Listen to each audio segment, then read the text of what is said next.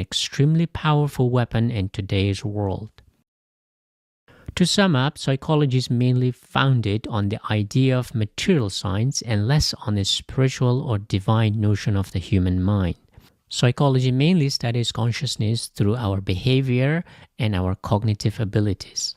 It has developed into a robust science, so much so that companies and governments employ psychologists to make policies. Today, the biggest battleground of psychology is gender identity, for example, which has become highly political in some Western countries. In the next segment, I'll discuss consciousness from various perspectives. Is it a system or is it a functional entity? In other words, is consciousness a system that is set up, or has it just grown out of necessity?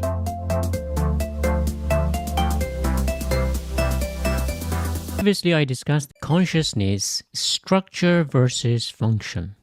Previously, I discussed the history of psychology, its various branches. In the debate between materialism and idealism, psychology tends to focus more on the material side as it applies methods used in material sciences. In this segment, I'll look at consciousness through two different approaches in psychology. On the one hand, we have structuralism that sees consciousness as a holistic system that we're born with and we slowly get to know it as we grow up. Functionalism, on the other hand, analyzes consciousness through its functions and argues that consciousness doesn't really understand itself. So, structuralism has an optimistic outlook that one day we will understand consciousness, while functionalism is more pessimistic, that consciousness may never understand itself. Consciousness in Latin means knowing with, so it has a social or interpersonal and even moral connotation, somewhat similar to the word common sense. In a literal sense, it's a tool for knowing others. But of course, today we think of consciousness being more individual, generally referring to our awareness of the world, ourselves, our intentions, emotions, and sensory experiences. It's a window that we see the world with, but it's also a window that sees itself. Consciousness as a mechanism allows us to be aware of our environment, ourselves, our ideas, and generally to make sense of the world. But awareness is just one component of consciousness. The greatest mystery of consciousness is the power of self-awareness. In other words, consciousness is like a computer that knows its own existence. Not only that, it can also grow, meaning our awareness can increase as well as decrease. This makes it tricky to understand what it is and how it came about and how it works. For thousands of years, humans, mainly philosophers, have tried to understand how the human mind works. Even to this day, nobody really knows how consciousness works. Today, we divide consciousness into three different layers: the conscious at the top, the subconscious in the middle, which is a bit muddled, and finally the unconscious at the bottom of the well that is dark and often unreadable through our conscious torch. In modern psychoanalysis, it's often agreed that the part unseen seems to have a huge influence on our lives, as Sigmund Freud argued. The first philosopher to tackle the question of consciousness was the French philosopher and scientist René Descartes. He saw it as our God-given ability to think and make sense of the world. As a rationalist philosopher, he thought we were born with the ability to reason and think, so our consciousness had very little to do with the outside world. It was given to us by God. But the British philosopher John Locke, a pioneer of empiricism, argued that we learn everything through experience. In other words, we learn things through our interaction with the outside world. In his famous 1690 work, Essay Concerning Human Understanding, he defines consciousness as the perception of what passes in someone's mind. In other words, whatever we see, hear, smell, taste, or touch allow us to perceive things, and consciousness basically registers all those sensory data. So Locke's philosophy was influenced by the natural sciences, and he in turn influenced future philosophers, who grounded their ideas more on the concrete and less on the abstract. Johann Friedrich Herbert, who lived between 1776 and 1841, was a German philosopher. He was interested in how our conscious mind worked. He was curious, since we get so many ideas on a daily basis and we're bombarded with sensory information overload, yet our mind seems to sort things out pretty well to keep us less confused about the world. How does the mind do it? He used magnetism as an analogy for how the conscious mind works. Consciousness, he argued, works in reverse, meaning the opposite repels while the same attracts. When similar ideas or patterns come together, they form a bigger or complex idea and concept.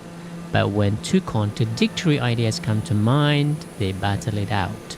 The losing idea is not destroyed, but it falls down into a darker part of consciousness or a storage space, which we call the unconscious. They remain there until Sigmund Freud comes along to tell us what happens next. Those ideas in the subconscious do appear from time to time to haunt us, terrify us, and even pleasantly surprise us, for example in the works of Marcel Proust, In Search of Lost Time. So consciousness for Herbert was a well-developed sorting system like one used in post offices. Our senses send information to our mind and our conscious mind sorts things out. It keeps the useful information at ready and not useful information is sent down to the unconscious storage space as clutter. To sum up, Herbert was the first philosopher psychologist to tackle how our conscious mind deals with sensory information, and he was also the first to identify two levels of consciousness, the conscious and the unconscious, which influenced future psychologists such as Freud. So he was a pioneer of a psychological approach called structuralism, who asked how consciousness worked. In other words, he saw consciousness as a sorting structure, like post office with different rooms. Wilhelm Wundt, born in 1832 and died in 1920, is generally considered the true pioneer of psychology because he founded the first psychology lab at the University of Leipzig in 1879. Interestingly, his father was a Lutheran minister, just like the philosopher Friedrich Nietzsche, who lived around the same time as him. Wundt, influenced by Darwin, believed that all living organisms, including animals and plants, had consciousness. In fact, he saw life itself as a mental process. It's important to point out that in Germany, the greatest philosophers like Kant, Hegel, Schopenhauer, and others believed in the primacy of idea over matter. The mental side of life was far more important than the physical side. The German school of idealism and philosophy has been immensely popular, not only in Germany but throughout the world. So Wundt also subscribed to the idea that life from the very beginning was mental as well as physical. So he believed that the true purpose of psychology was to describe consciousness.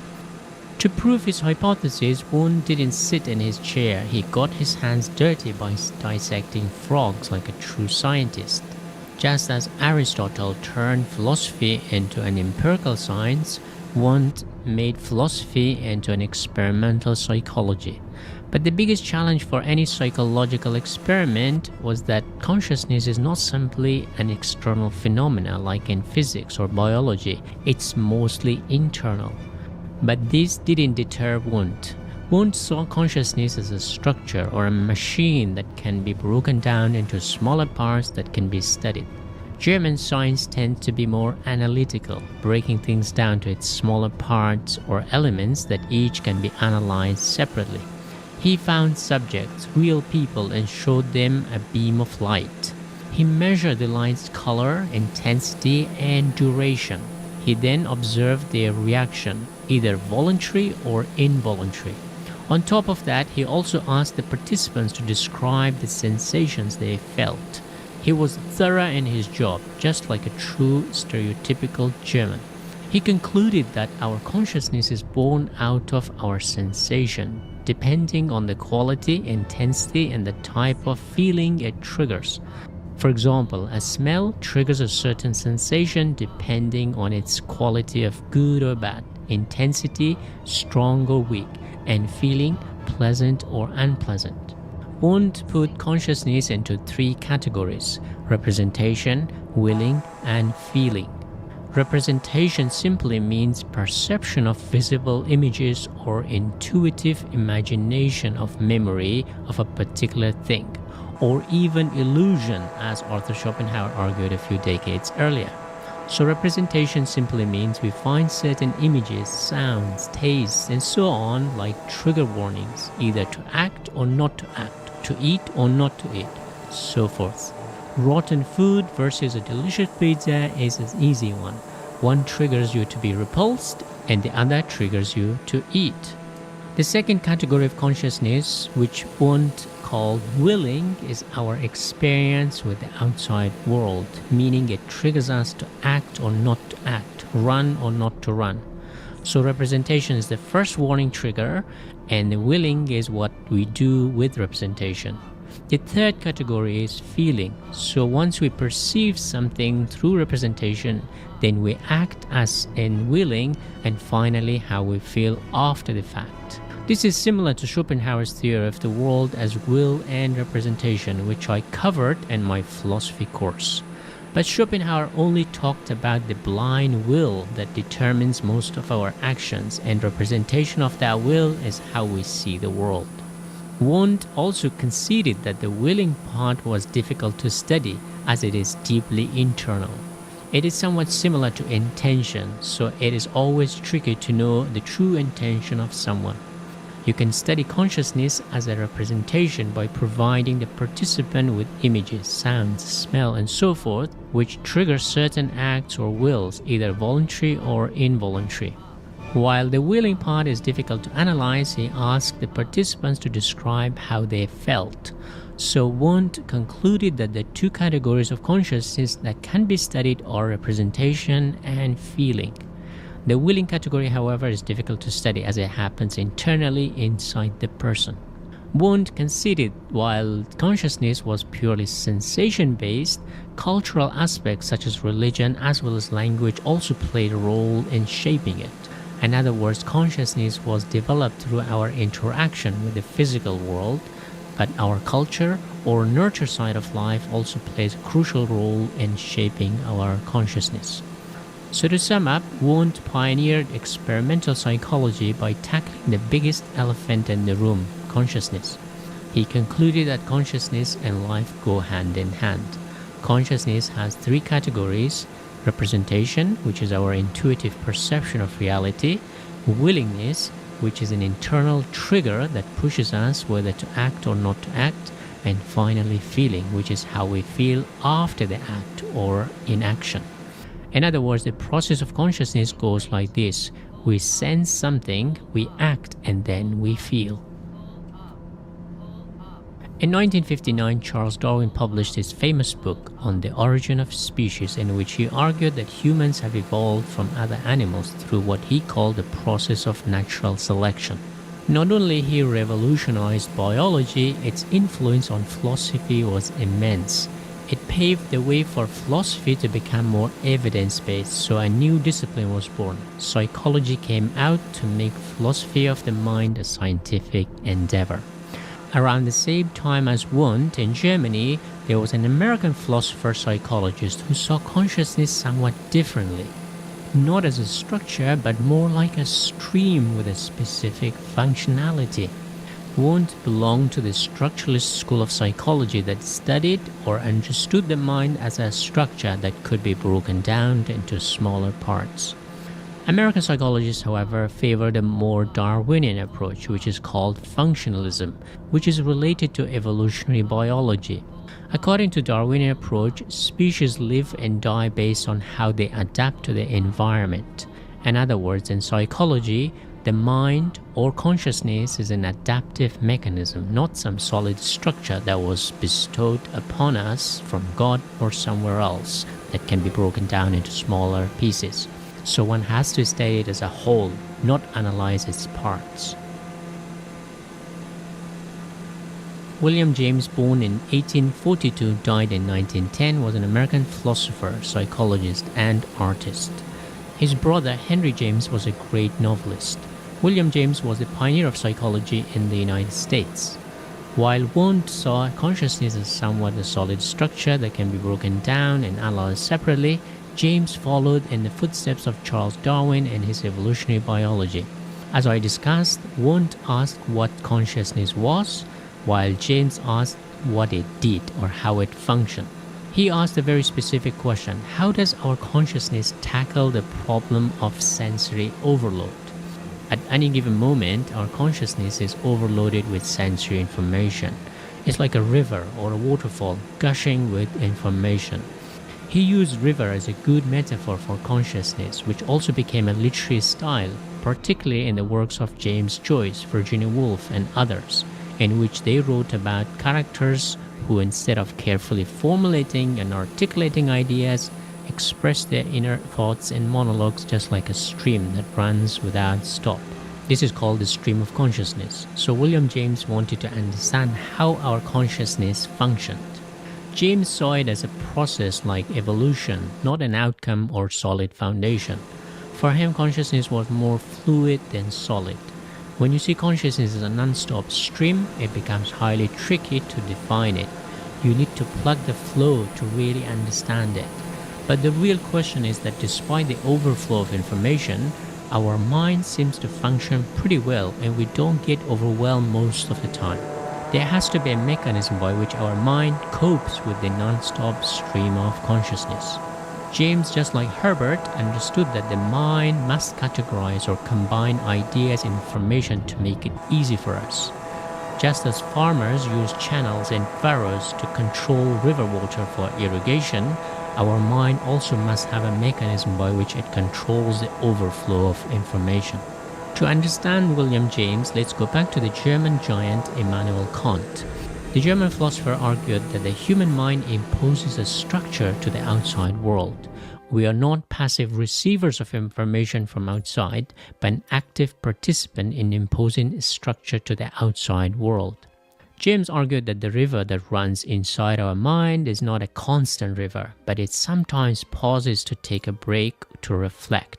This reflective moment allows us to assess things. If you stand under a waterfall, soon you will be overwhelmed by the amount of water and make it hard to breathe. But if you have a switch like a shower, you have time to breathe and reflect. This allows our mind to sort things out and categorize things so we make sense of the world. James also argued that consciousness doesn't have a specific course or bed, instead it shifts from part to part. So I would say for William James, consciousness is more like a cascade than a stream. Instead of flowing smoothly, information often jumps and falls. So each person is a different cascade through which our conscious ideas flow and move about. William James also developed a theory of emotion with a fellow psychologist named Lang. They argued that emotions are tied with actions. In other words, certain actions trigger emotions. For example, when you see a wild animal, before you feel fear, you start to flee. The feeling of fear only comes after you become aware that you are running. In other words, your feeling of fear develops through the perception of the act of running, which also raises your heartbeat, sweating, and so forth. So, fear results from your awareness of an action. Another example is you are only happy when you know you're smiling. This is somewhat counterintuitive because we think our happiness makes us smile or our fear makes us run. James and Lang argued that when it comes to the consciousness of emotions, we act and then become aware of emotions. In other words, we are not conscious of our emotions unless we see something change, for instance, a smile or a frown. This is somewhat similar to Wundt's theory of consciousness, as he too argued that willing or action comes before feeling. But what's the difference between feelings and emotions? To understand this, let's talk about a Dutch psychologist who made the distinction quite clear. Nico Freire, who lived between 1927 and 2015, was a Dutch psychologist who made a distinction between emotions and feelings. Emotions are unconscious, therefore we have no control over them. For example, fear, joy, anger, sadness, disgust, and shame. Feelings, on the other hand, are our interpretation of our emotions. For example, worry, irritation, frustration, grief, resentment, etc. In other words, emotions are the invisible part of the iceberg, while feelings are the visible tip. Feelings are tied to our conscious thoughts, and we generally have control over them. We can choose to feel a certain way, but emotions are spontaneous. For example, when we see a dangerous animal, fear forces us to flee. Since emotions are deep, they affect our behavior and physiology, so others can see our emotions. Feelings, however, don't impact our behavior, and others tend not to see it. To sum up, William James saw consciousness as a fluid mechanism that runs like a river or cascades. In cascades, some information remains to form our memory. You could say that he was Kantian and that our mind is like a fishnet and it catches information needed. In other words, our consciousness is very much outcome driven and purposeful. It remembers what it does, so next time it has a choice to repeat or ignore. So consciousness is not some blind mechanism, it's quite a goal-oriented mechanism. Since consciousness is closely tied to memory, to really understand human memory, let's go back to 19th century Germany. Hermann Ebbinghaus, who lived between 1850 and 1909, was a German psychologist who studied memory. To work out how it worked, he tested his own memory by trying to remember two lists of works. One, a list of meaningful words, and then a list of 2,300 nonsense syllables, each 3-letter long. He would look at the list for a second or two and then pause for 15 seconds. He repeated this process a few times until he could remember them. He recorded his result meticulously like any scientist would. What were his results?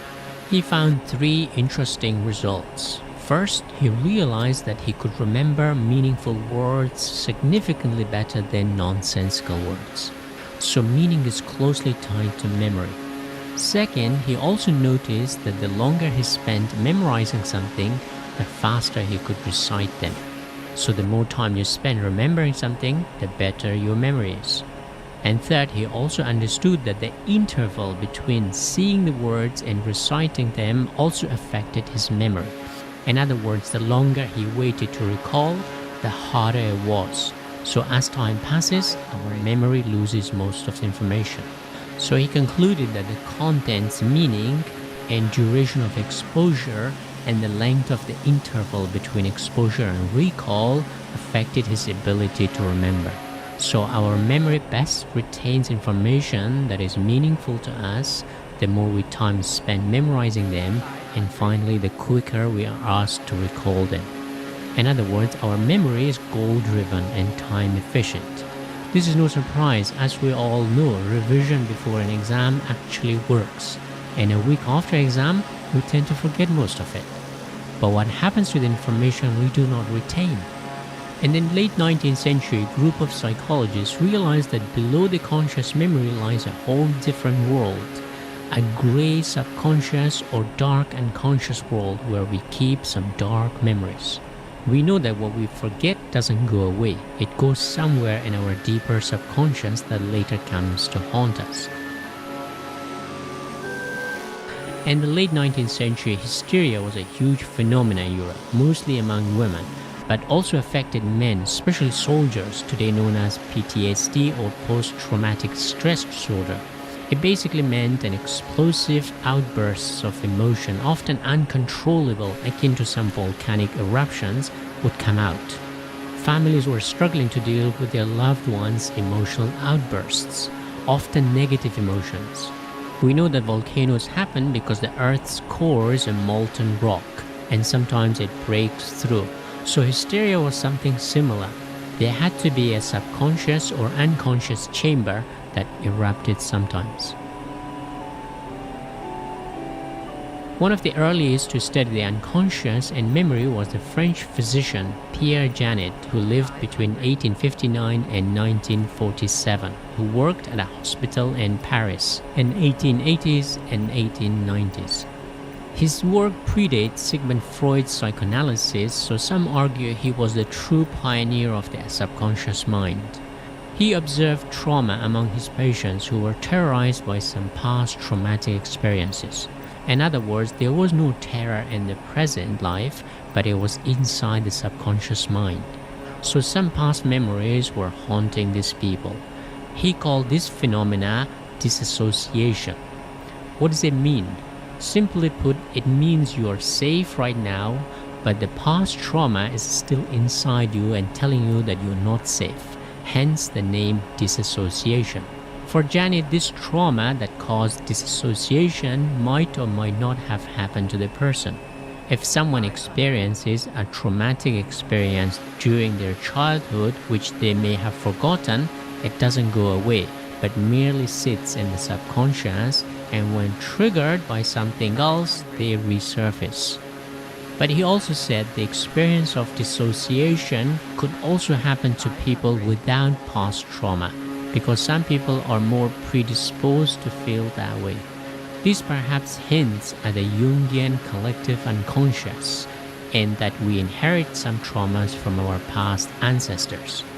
For example, we all have nightmares such as falling down from high place, perhaps an experience passed down to us from our human ancestors as well as primate ancestors living in trees. Most people have nightmares while asleep, but those suffering from hysteria experience those nightmares during their waking hours. Sigmund Freud read Janet's book. While rejecting some of his ideas, he was immensely influenced by him. In the next section, I'll discuss Freud and Jung. So to sum up, psychologists have tried to understand consciousness. There were two approaches when it came to explaining consciousness. German structuralism led by Wilhelm Wundt and Anglo-American functionalism led by another Wilhelm, William James. For the structuralists, consciousness is like any structure that can be broken down to its parts, and then those parts can be studied and analyzed. Wundt broke down consciousness into three parts: representation, willing, and feeling.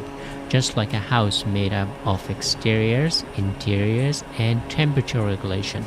So to put it crudely, structuralism sees consciousness as structure built by someone, i.e. God or someone else. If you see a machine or a house, your immediate reaction is that someone must have created it. So that's the structuralist view. But if you see a river, your immediate thought is not a creator, but rather you see it as an organic process, which is a functionalist view. Functionalists see consciousness as an adaptive mechanism that has evolved, and it functions the way it does because it has evolved to solve problems of existence. It's more fluid rather than a solid structure. Consciousness changes and adapts in response to its environment. While functionalism has more Anglo-Saxon roots thanks to Charles Darwin's influence, structuralist school of psychology has more German roots due to its influence of German idealist philosophers such as Kant, Hegel, and Schopenhauer. Anglo-Saxon philosophy has traditionally prioritized pragmatism, while the philosophy of the continental Europe prioritized ideas. I should also mention that in Russian-speaking world, another school of psychology was more prevalent, which took a more physiological approach to the study of consciousness. So the Russians mostly focused on the brain studies and how consciousness and the brain are connected. This is partly due to communism prioritizing materialism. So some of the most influential study of the brain have been done in Russia, and again it goes back to Pavlov, who took a behaviorist approach to psychology. In the next segment, I'll focus on behaviorism and discuss the old debate between nature and nurture. How much of our behavior is determined by the outside condition or the environment we live in?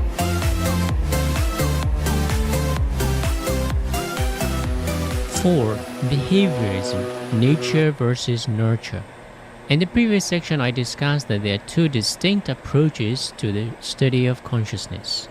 In the German-speaking world, the psychological school of structuralism saw consciousness as a solid structure, perhaps built or pre-assembled. So to study it, it broke it down into smaller parts, just like a machine or a house.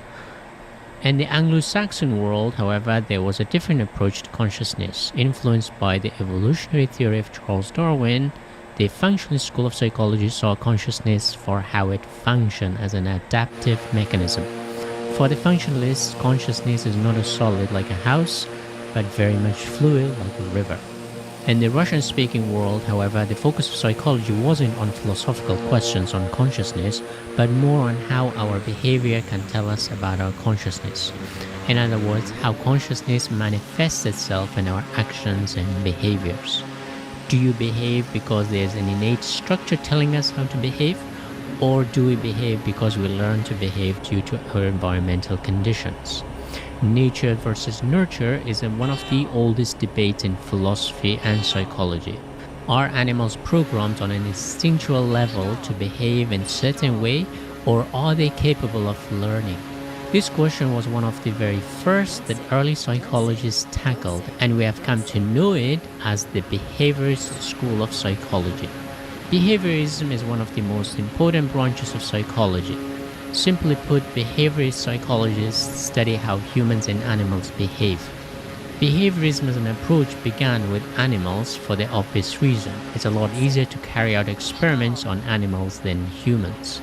The second reason behaviorism started with animals is that animals cannot talk. So to study animals, you have no choice but to study how they behave, unless you're a wizard. But behaviorism is also a more accurate way of understanding humans. Watch what people do, not what they say. Our actions speak louder than words. One of the very earliest experiments that kick-started behaviorism took place in 1890s in Russia, as well as in the United States around the same time.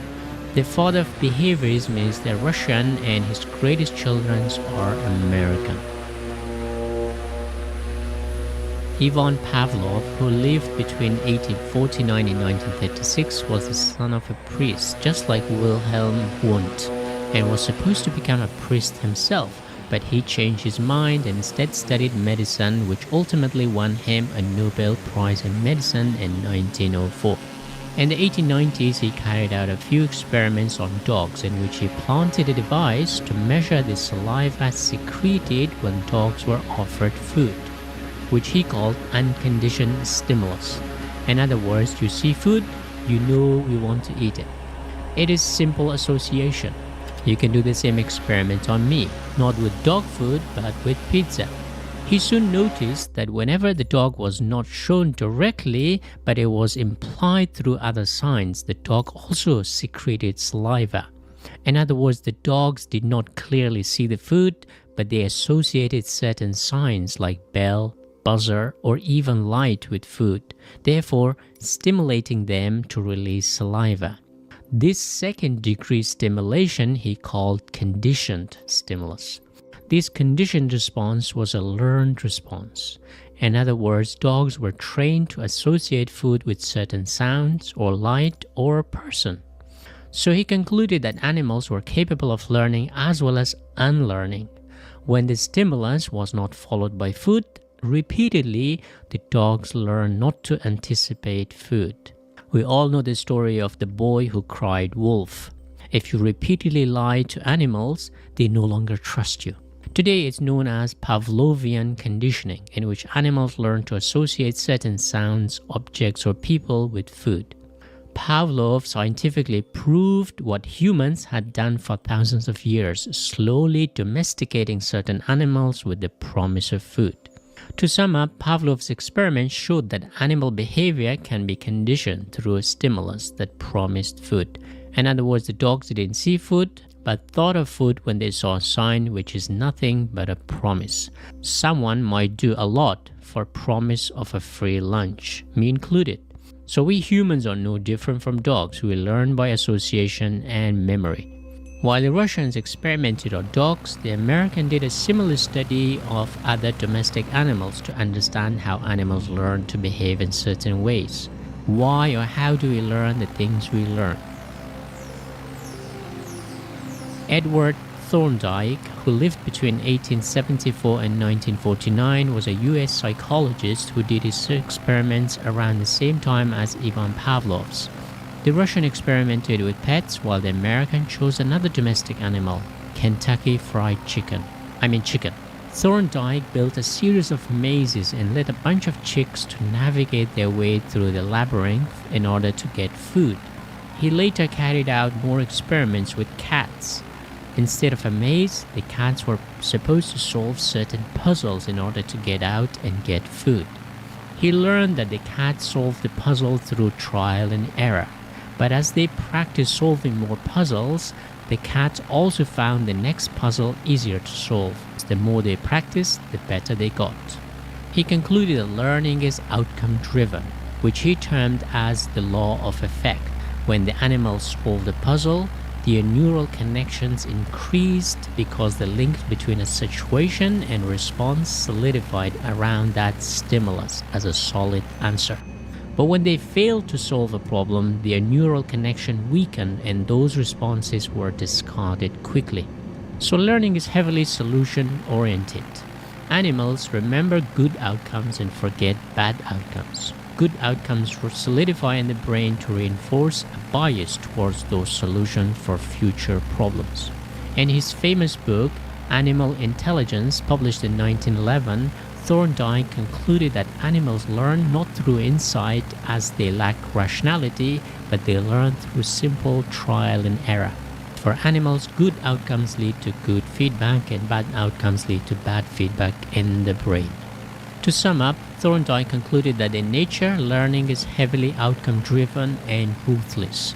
You don't get many chances to make too many mistakes. You either eat or get eaten, which keeps you on your toes when it comes to quick learning. This is Evolution 101. Among animals, the quick learners live on to mate and slow learners die out without leaving any genetic legacy. So learning is an adaptive mechanism. But how does learning take place in the brain? In other words, how knowledge and brain matter collide? Is there a specific part of the brain where knowledge is stored? Carl Lashley, who lived between 1890 and 1958, wanted to know how learning takes place on a physiological level in the brain and cells. He removed parts of the rat's brain but noticed that they still retain what they had learned to some extent. He concluded that memory is not localized but takes place in the entirety of the brain. Not only the brain retains learning and memory, but even our muscles keep memories, which we conveniently call muscle memory. Riding a bike is something we do not forget because it's stored not only in the brain but also in our muscles. Lashley concluded that there is no physiological change as a result of learning. In other words, learning is not like photography in which you expose the chemicals to the light to capture a photo. There is a chemical reaction that leaves a mark, but animal brain is not like that. It's far more versatile. Even if you damage one area, the task is taken over by another area. But learning is not just a matter of the brain, but the timing is also crucial. For instance, we all know that younger children learn languages faster and better than grown-ups. It's true among animals too.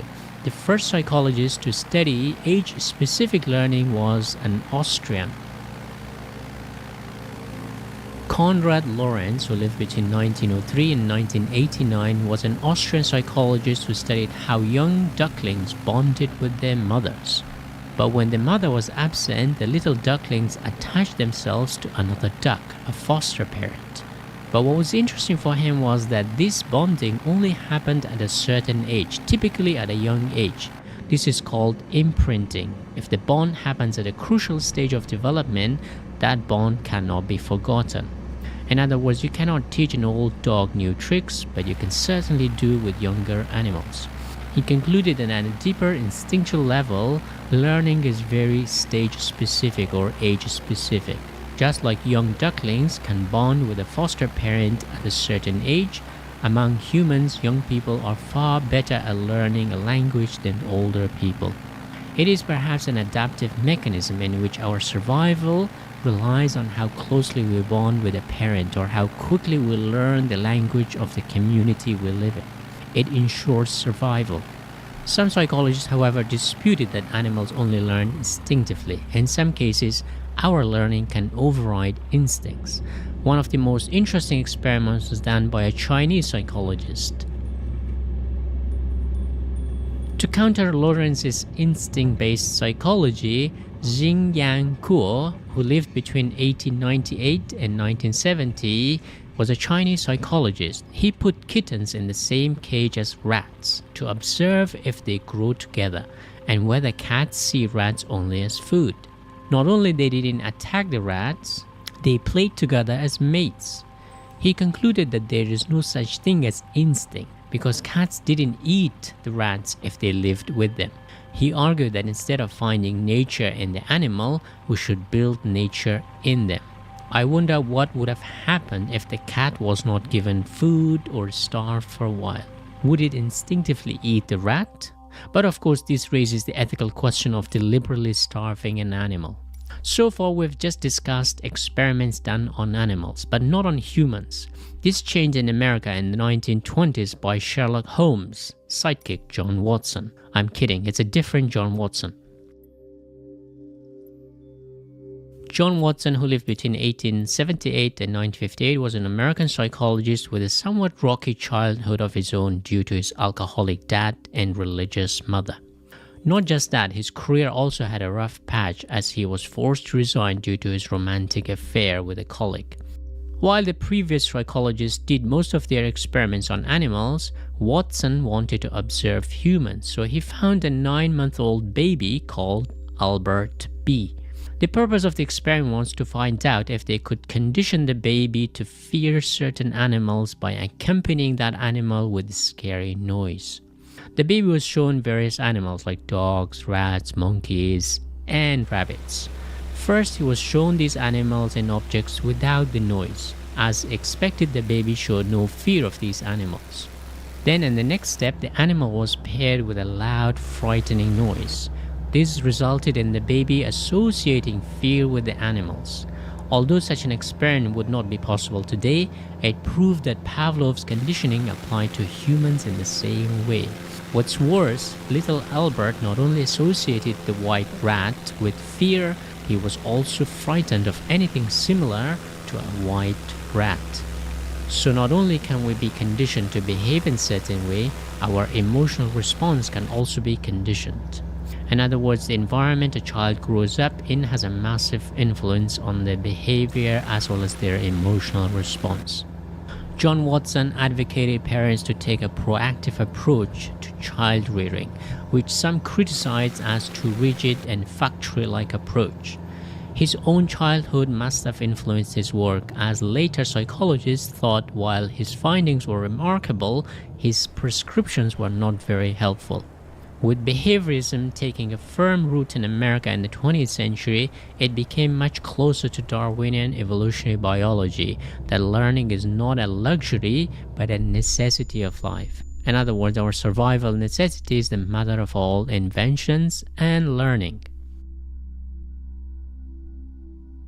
B.F. Skinner, who was born in 1904 and died in 1990, considered the most famous behaviorist psychologist, was an American who, despite wanting to be a writer, turned to behavioral psychology.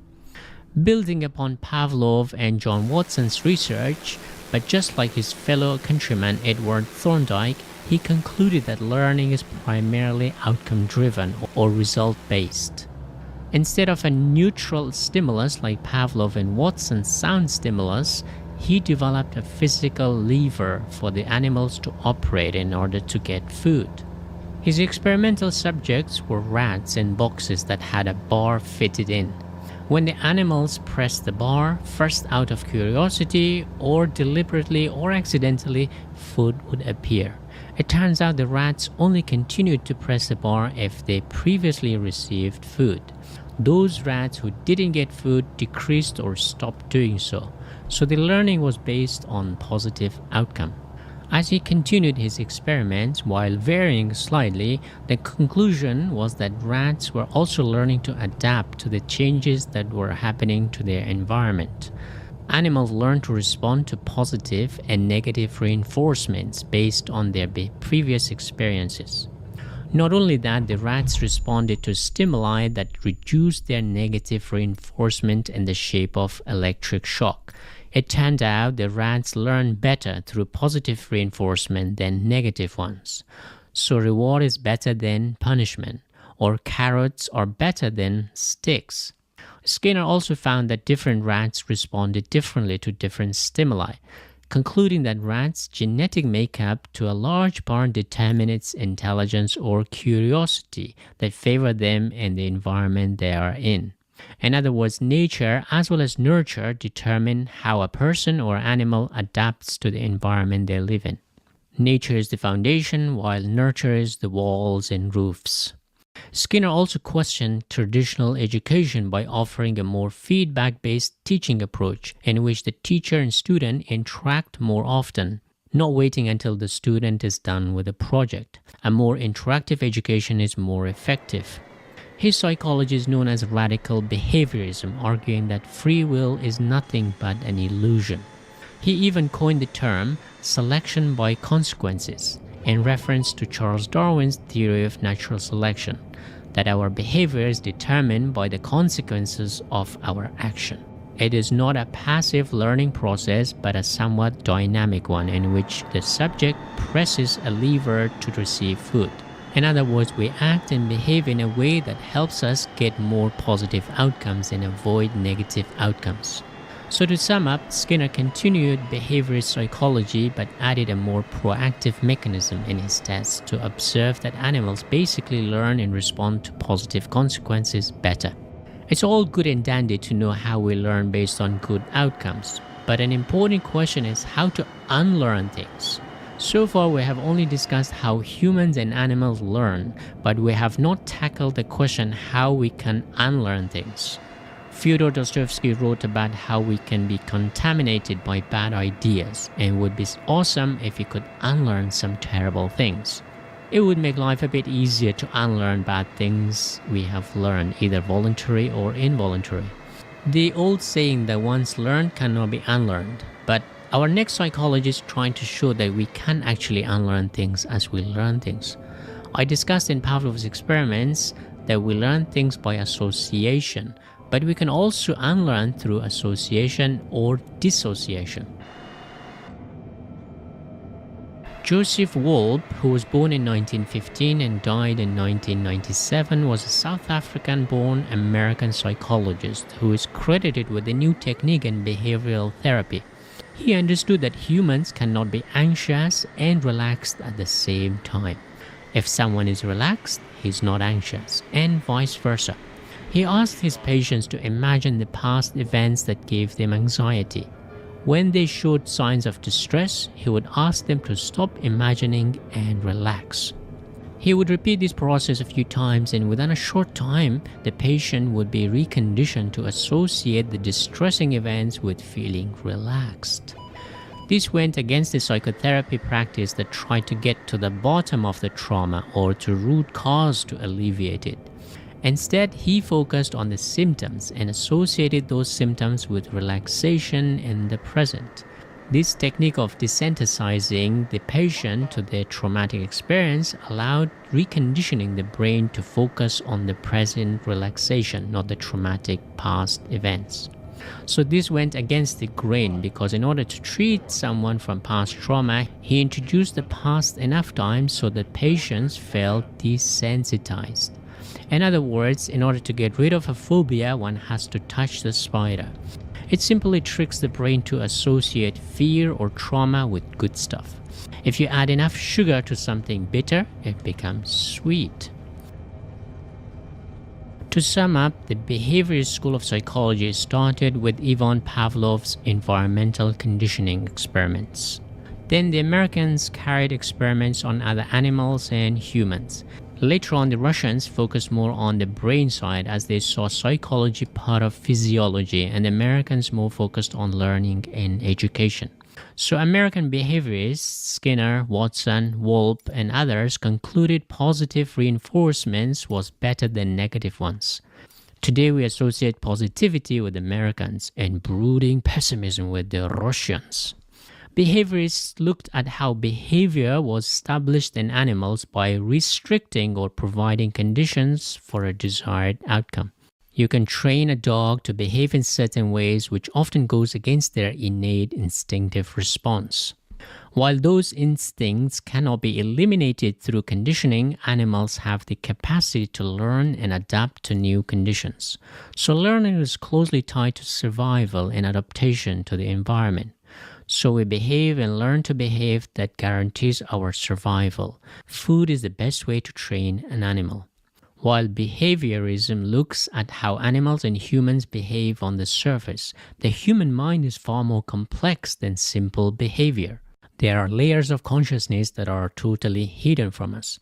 This question of hidden consciousness was a pressing issue in the German-speaking world.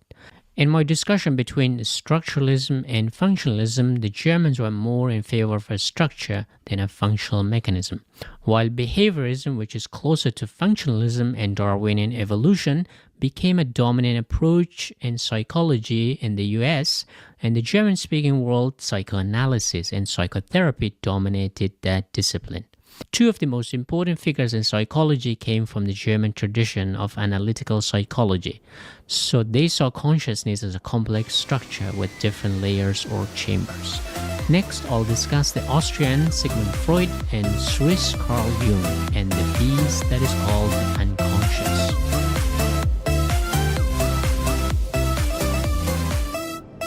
Five, Carl Jung versus Freud, the battle of the unconscious. In the previous segment, I discussed how early psychologists carried out their experiments with animals to understand why they behave the way they do or how to condition animals' behavior. Later on, the experiments were conducted on humans, and the results were the same, that humans too are subject to environmental learning. This approach, pioneered by Ivan Pavlov in Russia but became widely popular in the United States, became known as behaviorism. While behaviorism was an established scientific approach to psychology, in the German-speaking world there was this feeling that lab science truly couldn't explain everything. The human mind was far more mysterious or sophisticated than experiments and labs can truly understand. So this led to another approach in psychology which became known as psychoanalysis, which has its roots in German structuralism of Wilhelm Wundt, who is considered the father of modern psychology.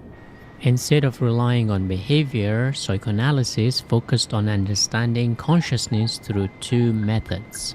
First, they looked at mental illness and asked why the mind gets sick. Second, they looked at dreams and asked why we dream.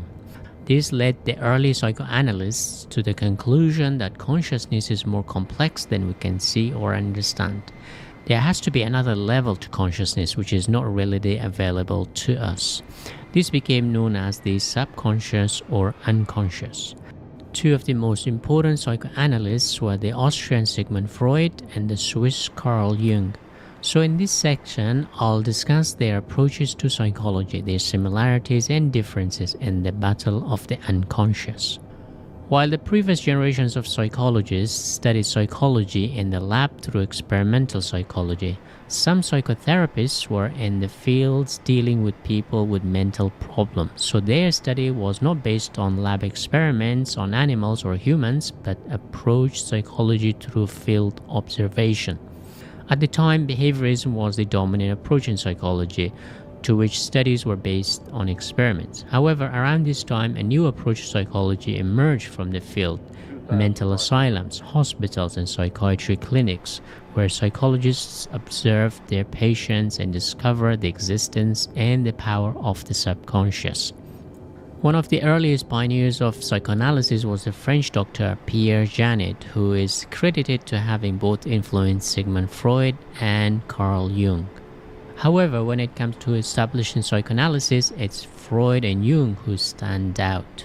Sigmund Freud, often called the father of psychoanalysis, and the Swiss Carl Jung agreed that the unconscious is perhaps a more powerful part of the consciousness.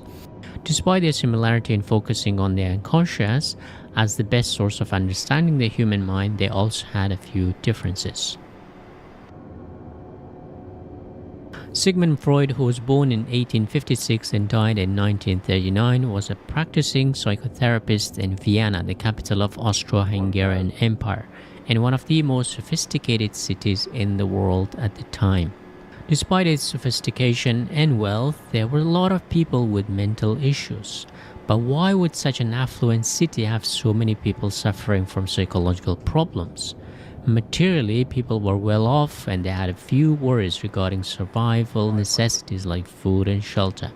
There had to be something deeper than just material needs we humans crave. With science diminishing religious credibility, people had lost faith in God and church. Now each person had the responsibility to come up with a solid meaning for their lives. It's easier said than done.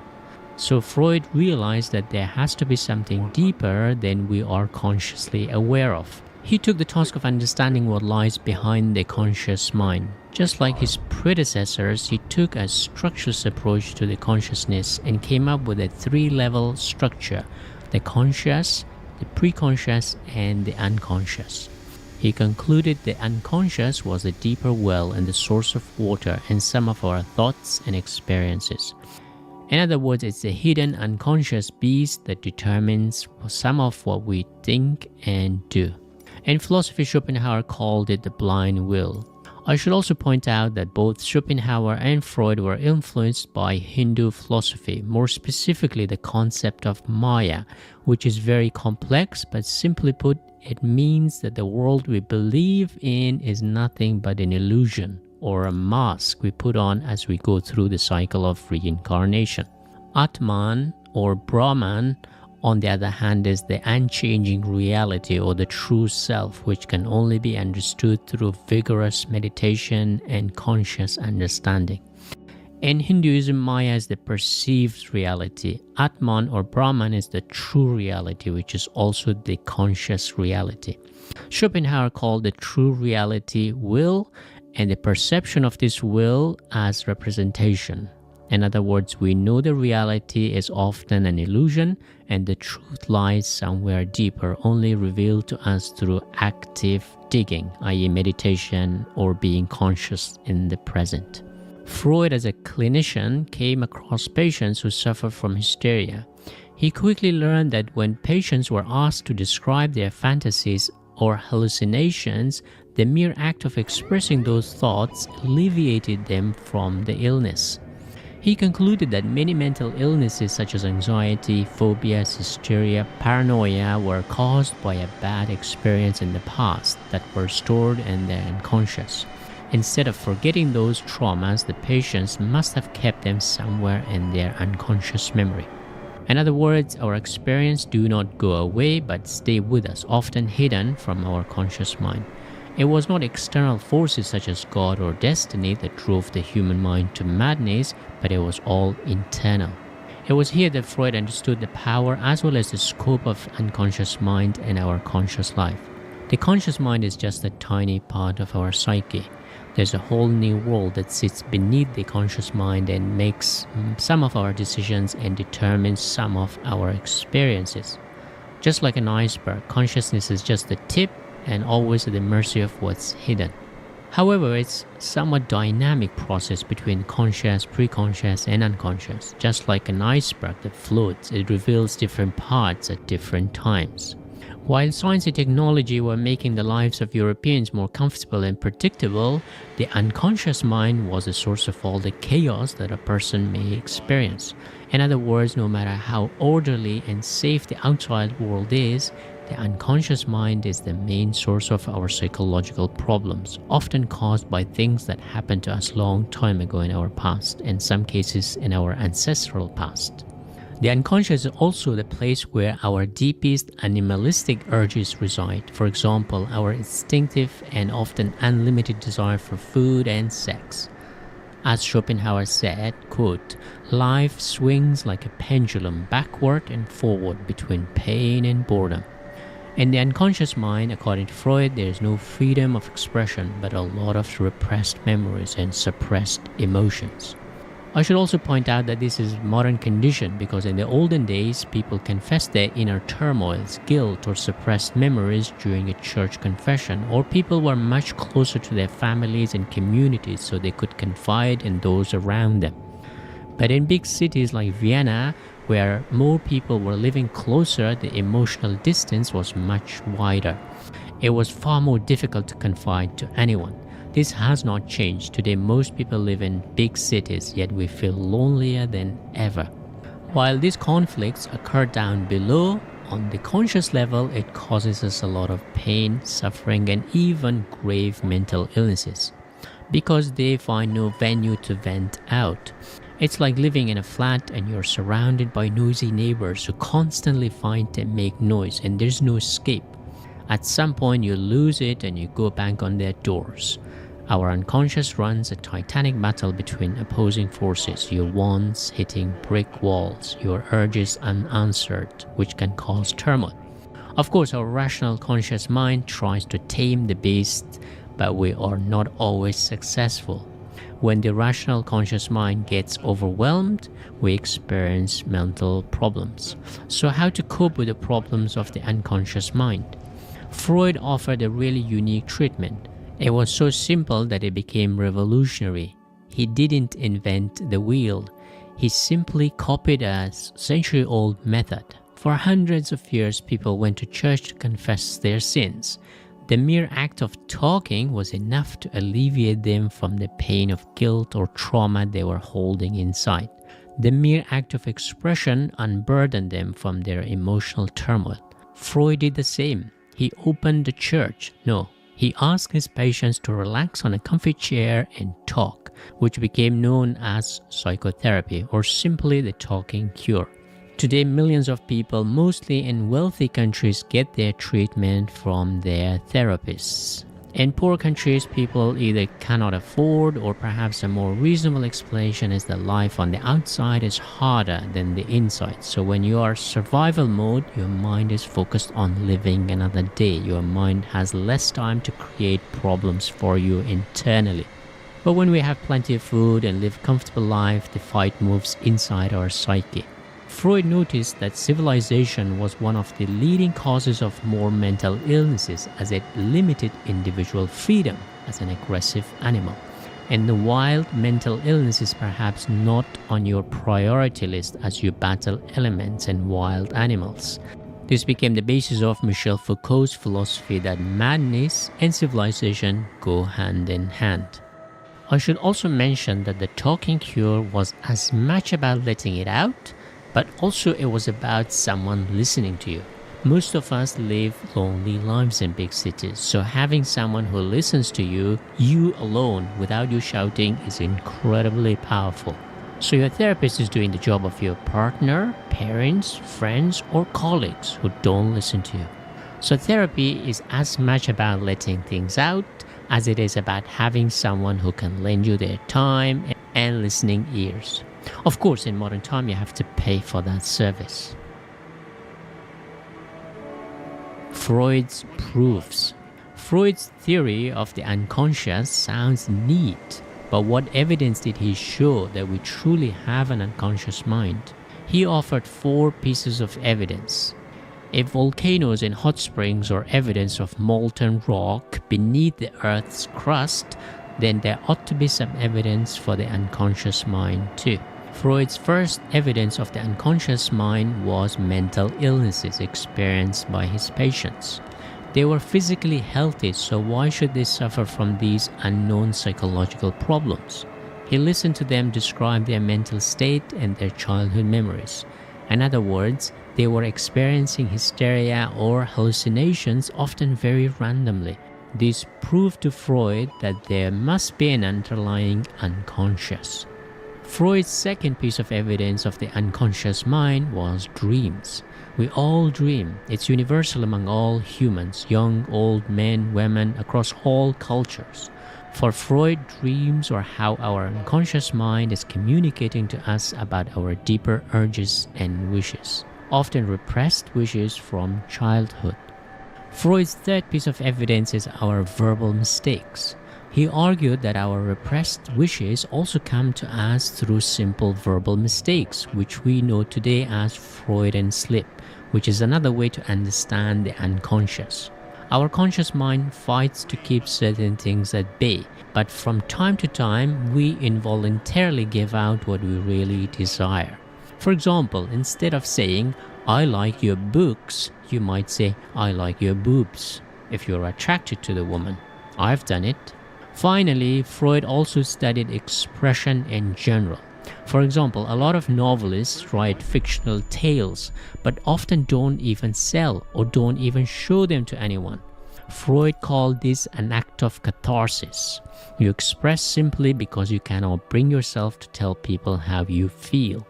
In other words, you're letting out your suppressed emotions in stories.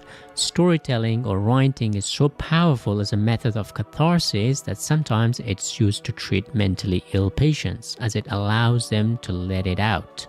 Catharsis also happens when you read a book or watch a movie, as you feel a release when the characters you relate to in the story gets what he or she wants. So novelists and storytellers act as our therapists, as they allow us to express what we feel inside but cannot express. Either we don't have the words for it or feel socially restricted. Today, online comments is one way of such release. Freud's childhood. For Freud, childhood memories were the most powerful ones sitting in the unconscious. Why? As we grow up, we have to leave our childish behaviors, feelings, memories behind. But we cannot really leave them behind. Instead, we leave them trapped inside us. We suppress them. A great example is the American novel The Catcher in the Rye by J.D. Salinger, about an angry young man who refuses to grow up because he sees grown-ups acting fake. Children are very honest, but as they grow up, they are expected to be nice and polite, which means often being fake.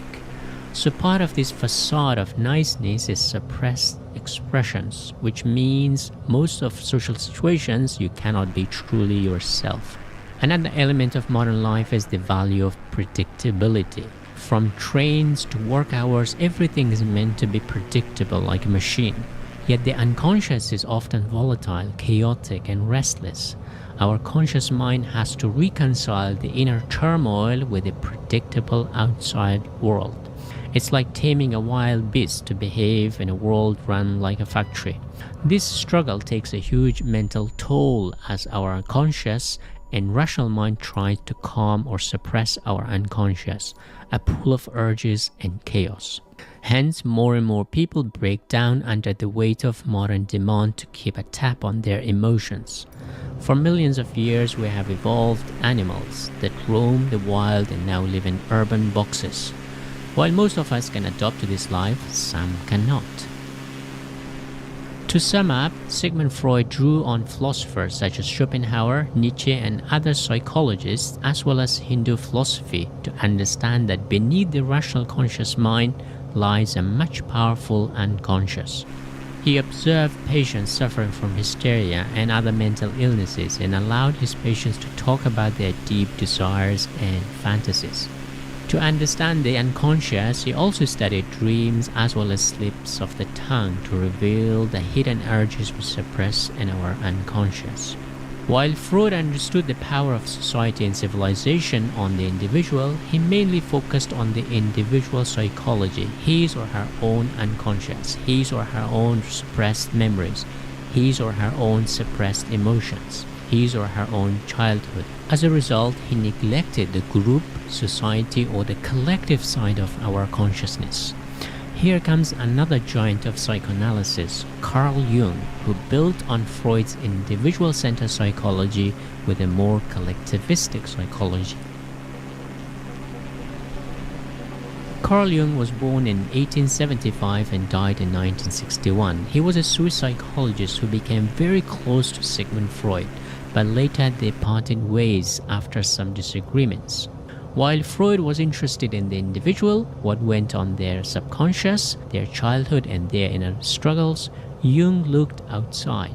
He was interested in the commonalities that we all have despite our cultural or religious differences. In other words, there are certain similar myths and symbols that all humans share irrespective of their cultural backgrounds. While your own childhood experiences are stored in your own individual memory, the common myths and symbols are stored in what he termed as the collective memory as part of the collective unconsciousness. These collective memories are not the result of our own individual experiences, but inherited from our distant ancestors, passed down to us from generation to generation. Despite slight variations, these myths and symbols are more or less the same in all cultures. In other words, a large part of our psyche or conscious mind is filled by the memories of our ancient ancestors, just like some software. While each individual hardware is different, but we often share the same software. To really understand Jung's theory, we can look at it through philosophy. The Greek philosopher Plato thought everything that exists in the physical world are mere shadows of the form that only exists in the mind. The mind is primary and outside world is a mere shadow of that mind. Later in the 17th and 18th centuries in Europe, rationalists believed that humans have an innate knowledge of the world. As babies grow up, this innate knowledge simply unfolds itself so that we make sense of the world. Carl Jung's theory of the collective unconscious is somewhat similar. We have inherited most of our unconscious memories and archetypes from our ancestors. As we grow up, we simply unfold those memories to make sense of our personal experiences and build a persona of our own in the world. In other words, most of our psychology is given to us at birth. As we grow up, that psychology merely unravels itself in our unconscious to guide us through life. For better or worse, the inherited psyche or the collective unconscious manifested in myths and symbols determines a lot of our beliefs, experiences, and emotions. Jung called these symbols and myths as archetypes that are molded inside us prior to our birth. In other words, archetypes are like templates or windows for us to understand our own experiences in life. But interestingly, we're not aware that they are given to us. In other words, we're not conscious of these archetypes. We often think of them as somewhat naturally our own. Just as your genes are passed down to you through your ancestors, these memories are passed down through cultural archetypes. If your DNA is the memory of your genes, the archetypes are your collective cultural memories. You could make a connection between Jung's archetypes and Richard Dawkins' theory of memes. Just as genes spread through offspring, memes spread in the same way. So not only do we have a genetic memory of our past ancestors, we also possess the unconscious collective memories of the early humans. To fully understand Jung, let's go back to philosophy. In the 18th century, Immanuel Kant argued that our knowledge of the world comes through our experiences. But not only that, we have an innate mechanism of rationality that puts a structure onto the world. In other words, we are not passive receivers of knowledge from the outside, we impose our own mental structure on the world. Jung's archetypes are somewhat similar in that through these archetypes and our collective memory, we make better sense of the experiences in the world. Archetypes sit in our unconscious mind to give us patterns so our experiences and emotions appear meaningful to us. In the same way we have the capacity to learn a language, we also come pre-assembled with the capacity to relate to archetypes and stories, which ensures our survival within a group in a similar fashion as our physical features like eyes, ears, nose allow us to make sense of the physical world. Our capacity for storytelling allows us to navigate society and culture. Just like Freud, Jung also belonged to the structural school of psychology, so he saw consciousness or the human psyche as a structure divided into three parts: the ego, the personal unconscious, and the collective unconscious. The ego is the rational or conscious side of our psyche that regulates our daily lives. It's like a control mechanism, like steering wheel in a car. The personal unconscious, which Freud mainly focused on, includes our own individual memories, including repressed memories and suppressed emotions from our childhood. The collective unconscious, which Jung mainly focused on, is where the archetypes we have inherited from ancestors are stored. Just as Freud provided dreams as evidence of the existence of the unconscious, Jung too used dreams as evidence of the collective unconscious. In other words, our dreams are like windows into our past collective memories. be it in early humans or even apes who lived in trees or even farther in the past. But Jung's most sophisticated evidence or his most important contribution to psychology didn't come from material science or lab science, but from storytelling or literature. Window to the collective unconscious. While Freud looked at mental illnesses, dreams, verbal mistakes, and cathartic expression as evidence of the unconscious mind, what was Jung's evidence for the collective unconsciousness? In other words, how did he know we are wired to relate to archetypes? Jung looked at one activity that we all humans share: storytelling. From a very early age, children are mesmerized by stories, and even in adulthood we love stories. Why? Because stories not only teach us, they also have a deep emotional impact on us. Stories teach us about the world through other people's mistakes and triumphs, but they also emotionally bond us with others. Just as we bond over food, we also bond over stories. The first time we meet people, we are desperate to know who they are and what their story is. In fact, you could argue that most religions establish themselves through stories, at the heart of which is the story of creation and heaven and hell. Even in the age of science, we humans crave for science to explain to us the story of our origin through scientific evidence. Most tribes, communities, societies, even empires were built upon stories and myths. Without a common myth, it's hard to unite an empire or a community. In fact, we humans crave for meaning in our lives. How do you find meaning? Through the stories we tell ourselves. Every morning we wake up and go to work because we believe in a story that our life is moving somewhere. Depression or anxiety result when we lose faith in our life's story. So our life's meaning is closely tied to the stories we tell ourselves. Some believe in religions, some in success, some in love, some in social justice. These are all stories that give people's lives meaning. Nations are built on stories. Patriotism or nationalism is a story in which people inside the country believe in that country being the best or better than other ones, or people often talk of morale among soldiers. It simply means they are losing faith in the story told to them. So story and belief are closely tied like conjoined twins. Great storytellers and filmmakers are the ones who tell believable stories that are convincing. Jung found that storytelling is where archetypes live. In other words, archetypes are common and recurrent characters in all stories. Some of the examples Jung gives us are the wise old man, the wise old woman, the hero, the father, the mother, the devil, and so forth. If you look at myths and stories, you can find many of these archetypes throughout the world. Jung even called the masculine and feminine as archetypes, which he called animus and anima. We are born with both masculine and feminine traits, so as we grow into an archetype depending on our sex. The strong masculine man is craved by females and the soft feminine woman craved by males. In other words, these are refined characters through the river of history. Just as pebbles are refined by running water over the years and centuries and millennia, these archetypes are refined characters through thousands of years of human evolution. So these archetypes are not the results of our conscious mind, but the collective unconscious. If a woman loves to read about a strong masculine man, like in 50 Shades of Grey, not because it's a Western concept, but it is because females on the unconscious level are hardwired to seek such archetypes as a mate. In the same way the male psychology craves a feminine woman. Why archetypes? Now you might ask why these archetypes came about.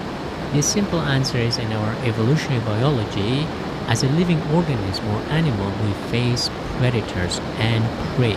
We face survival challenges. How we behave when faced with these survival challenges define our archetypes. So archetypes are wired into our DNA because they allowed us to survive and pass on those genes to others. Archetypes are our survival instincts written in stories. The same rule applies to stories themselves. Only stories that have resonated with most humans have survived through centuries. As Italo Calvino said, folk tales or legends are told and retold that they have become smooth like pebbles by the time they arrive to us. In other words, the longer a story or myth survives, the more bare-bone all their essential elements remain. So one can say that these archetypes are the essential characters in the survival of our species as they guide each generation to survive, thrive, and successfully reproduce. Not only do these archetypes guide us in life to make sense of our own experiences, they also play a role in our personality. In fact, we unconsciously use the archetypes to display a persona of our own to the world. When we present ourselves to others, we are careful to show some bits and hide other bits. Not only that, we are also selective about what to show depending on where we are. We might take a different persona in the presence of a beautiful woman who we are romantically interested in. But in the presence of our family members or friends, we put out a different persona altogether. The same when we go to a job interview, we present our stronger side. The Japanese have a concept called hone and tatemae. Hone means your true self and the one you show inside your own house. Tatemae is a persona you show to others or a social facade. They are vastly different. Jung calls this public self or archetype the persona. But there's also the part that we don't want the world to know. Jung calls it the shadow, which is the opposite of the persona. It sits in the dark and we do everything to hide it from others. These are our secrets and suppressed urges or thoughts. In storytelling, it's the villain, and in religions, the devil. We tend to associate the shadow with others and rarely with ourselves. The bad guys are always someone else and rarely ourselves. For example, throughout history in all warfare, both sides call the other side as the bad guys or villains or evils. Amid all these archetypes, Jung argued that our life's ultimate goal is to realize the true self, which is the most important archetype. Martin Heidegger called it authenticity, which he argued can be achieved if we truly understand and accept death as a necessary condition of life. For Jung, finding the true self needs a lot of work. Just like in Hinduism, it can only be achieved through consciously seeking it. Jung says, by understanding the unconscious, we free ourselves from its domination. So to sum up, while Freud argued that the unconscious, which includes collected memories, traumas, suppressed emotions from our childhood, determine most of our behavior and experiences in life, Jung went a step further, saying that it's not just our own individual unconscious memories, but also the collective unconscious memories we inherit from our ancestors. So the unconscious is not just our own, but also those who came before us. Just as Freud and Jung were active before the Second World War, the landscape changed quite a bit after the war, with the invention of a crucial piece of technology. In fact, this technology was invented precisely to be used in the war to break the German intelligence. It was a computer. With computers came rationality and cognitive ability. So far, I have discussed psychological schools and approaches and tried to understand the human mind. But in the next segment, I'll look at the solutions to psychological problems. Two distinctive approaches emerged as a way to combat psychological problems. In the German-speaking world, psychotherapy emerged as a talking cure and cathartic expressions. In the Anglo-Saxon world, cognitive psychology emerged as a way to make people more empowered through intellectual stimulation. So in the next segment, I'll discuss psychotherapy, and in the following segment, I'll talk about cognitive psychology or cognitive psychotherapy.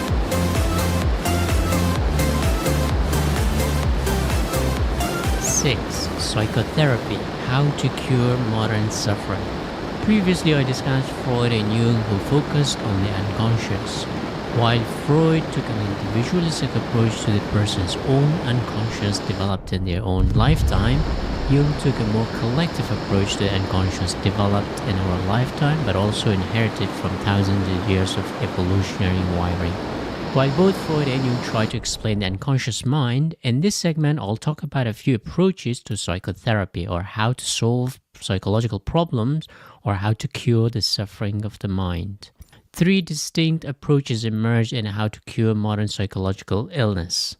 Gestalt psychotherapy took a more masculine approach by emphasizing rationality, therefore putting the responsibility on each individual to grow up and take accountability. In other words, it's better to be cruel than to be kind. Humanistic psychotherapy, on the other hand, took a more softer feminine approach by emphasizing human needs for fulfillment in a lonely and disconnected world. A third approach, called existential psychotherapy, which emerged from literature and storytelling, emphasized life's purpose and meaning as an antidote to modern suffering. Before I explain different schools of psychotherapy, I should give you a brief philosophical context. One of the most fundamental questions that has puzzled philosophers and psychologists has been the problem of perception. How do we know reality? How do we get knowledge of the world? So before we can cure modern suffering, we ought to know what causes this suffering. So perception is at the heart of suffering. For thousands of years, philosophers believed that knowledge is innate in us, most likely given by God or gods. However, in the 17th and 18th centuries, two opposing philosophical approaches emerged in Europe. On the one hand, rationalism argues we have an innate knowledge of the world. It is given to us at birth. The outside world just helps us or triggers us to unfold this innate knowledge. Why innate? Well, it's God-given, or you could say it's in your DNA. The British philosophers such as John Locke and David Hume didn't buy this rationalist explanation. Instead, they argued that our knowledge comes from outside. As babies, we know nothing. As we grow up, we learn things through our senses, and slowly we build a more sophisticated understanding of the world and ourselves. So rationalists think knowledge is innate, and empiricists think knowledge comes from our experiences with the outside world. Then the German philosopher Immanuel Kant came to bring these two schools together. He argued that neither rationalism nor empiricism has the full answer. The real answer is somewhere in the middle. First, Kant argued that we can never fully know the world, so our knowledge is always partial, biased, and limited. Why? Because we're not sponges that absorbs everything. Rather, we are extremely picky and selective in our understanding of the world. Our knowledge of the world comes from outside, but we are not passive. Rather, we're extremely selective in receiving the knowledge. He argued that we humans in fact impose our own structure to the world, so our knowledge comes to us organized, categorized, and easy to understand. How do we do it? He said we have an innate mental structure that we impose onto the outside world. However, despite Kant's reconciliation of empiricism and rationalism, science in general favored empiricism as it was more evidence-based. The empirical approach broke things down into smaller parts so we can analyze them separately. This approach gives science the ability to study matter in its smaller parts like atoms, cells, particles, and so forth. So in Germany in 1880s, when Wundt opened his lab at the University of Leipzig, he was a scientist, and naturally he explained the psyche through empirical experiments. He studied the mind as a structure that can be broken down into smaller parts. Thus, his psychology is termed as a structuralist approach, which is very much an empiricist approach to the human psyche.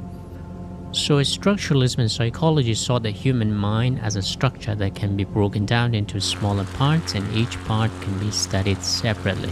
Wundt, for example, studied humans' reaction to certain triggers and thus divided human consciousness into three parts: representation, willingness, and feeling. The next generation of German-speaking psychologists responded to structuralism by arguing that it is a mistake to look at the mind as a structure. One of the first psychological approaches that questioned structuralism was Gestalt psychology. Gestalt psychology. We are rational, responsible individuals. Gestalt in German means form or pattern. So instead of looking at the mind as a structure that can be broken down into smaller components, like one studies living organisms as atoms or cells, Gestalt psychology looks at the mind as a whole. Therefore, it's a holistic approach, much closer to Kant's rationalist philosophy as well as Plato's idealism. But who are Gestalt psychologists? Fritz Perls, who lived between 1893 and 1970, a German-born psychologist, agreed with Kant that we see reality through a human lens or a funnel. Therefore, our perception of reality is not the entire reality, but a limited perspective of reality. For example, when we see, smell, hear, or touch something, we only get a partial understanding of what that thing really is. As Kant said, we can never fully know the real world as it is, but only know the phenomenal world as we see and experience it. So Fritz Perls, alongside his wife, Laura Perls, focused on the perception itself, not the object of perception. According to structuralism, you can study consciousness through its reaction to the outside world events. You can trigger someone through sounds, lights, as William Wundt carried out his experiments. Perls, however, argued that perception cannot be broken down. Our knowledge of reality is highly subjective, depending on factors such as proximity, similarity, prior exposure, connection between objects, and change. As a result, studying perception or consciousness should not be based on some unified or rigid structure that can be fully understood. Instead, it's very much changeable, and we each have a somewhat control on how we perceive things. In other words, we are responsible for how we see the world. We cannot hide behind the blind will or unconscious mind controlling us. At the end of the day, we are free to see the world. I should also point out that Fritz Perls was of Jewish descent, therefore he lived when Nazism took over Germany and had to flee. At the time, many Germans saw no problem with Nazism, and later some people blamed their actions on following orders. Today, a lot of people blame society or the system for their behaviors or mistakes. So Fritz Perls wanted accountability for our actions. Perls also had an issue with psychoanalysis, which argued that most of our behaviors were the result of the unconscious mind.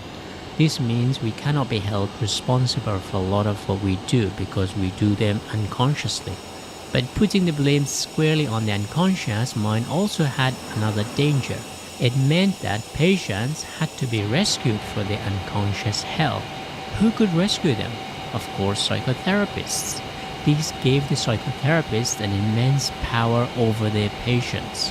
So Fritz Perls wanted autonomy and responsibility, which became the foundation of Gestalt psychology. Gestalt psychology emphasizes personal autonomy and control over our perception, actions, and emotions. For example, you are capable to learn how to understand the world, either follow others or carve a path for yourself. You are also responsible for your actions. Not only that, you are also responsible for how you feel. In other words, nobody can make you feel angry, only you can. If something doesn't go your way, you have a choice, either find a solution or get angry or cry about it. You can't blame the world for how you feel. To understand Perls' idea, it's helpful to compare it to the Buddhist doctrine of conscious living in now and here, and the impermanence of things. We are responsible to be aware of ourselves and the world, but also aware that everything is constantly changing, just as your feelings are changing. So it's your job to be aware of an ever-changing world. Gestalt is a very individualistic approach that gives the individual full autonomy and responsibility. So one cannot blame the world, the unconscious, fate, or anything. You can only blame yourself. Nobody can victimize you but yourself. Everything is a choice.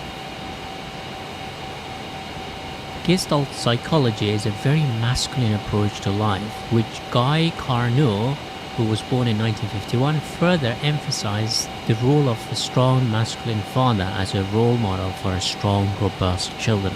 The absence of a strong father leads to soft children.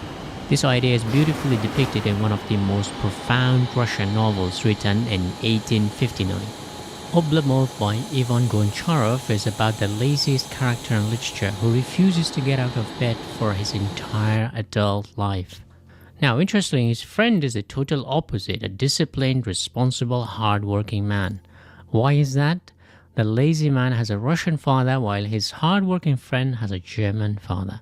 Goncharov, of course, pokes fun at Russian society compared to how hard-working the Germans are. So Gestalt psychology emerged from that German psyche of hard work and responsibility. Gestalt psychology had a huge influence in the field of empowering the individuals. You make or break your own fate. Nobody can help you if you cannot help yourself. Some criticize it for being a bit cold and less cozy, for not relying on others. Being in the presence of people who take care of you can also be extremely important for one's mental well-being, which according to Gestalt might make you too soft. So to sum up, Pearls pioneered Gestalt psychology by arguing that how we perceive reality is far more important than the reality itself. It's not what you see, but rather how you see. Is your cup half empty or half full? Do you take responsibility or do you blame others? He also emphasized that individuals take responsibility for their thoughts, actions, and feelings. Nobody can force you to think, act, or feel the way you do except yourself.